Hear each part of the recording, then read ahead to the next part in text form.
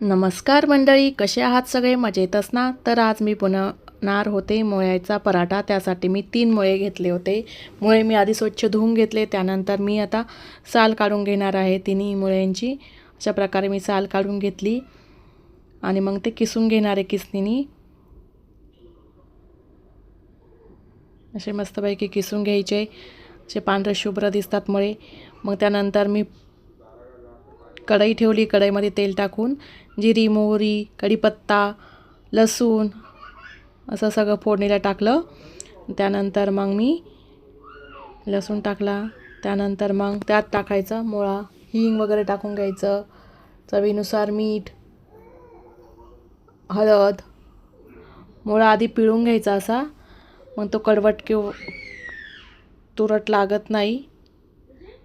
कधी कधी कडू लागतो मुळा, मग त्यामुळं असं पाणी त्याचं पिळून घ्यायचं, मग तो कढईमध्ये टाकायचा. अशी छान भाजी होती मुळ्याची. नक्की ट्राय करा तुम्ही सगळ्यांनी. पराठा न करता तशी खाल्ली तरी चालते. टिफिनला पण देता येते मुलांच्या. नक्की ट्राय करा, मस्त लागते. मग अशा प्रकारे मी भाजी तयार करून घेतली होती. त्याच्यावर मी कोथिंबीर टाकली वरून. नंतर मग मी पीठ मळून घेतले. त्याचे असा बारीक एक गोळा घेतला. तो असा लाटण्याने थोडासा लाटून घ्यायचा मस्तपैकी. असे मी 2 लाटून घेणार होते, छोट्या छोट्या चाणक्या.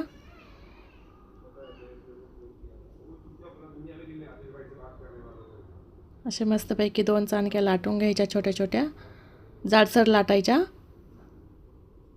त्यात मग मी ते मुळ्याचं सारण भरणार होते आणि त्यावर ही दुसरी चाणकी ठेवायची.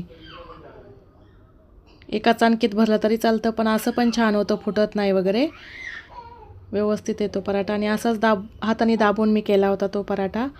असा मस्तपैकी झाला होता बघा. मग तव्यावर मी तूप टाकून घेतले.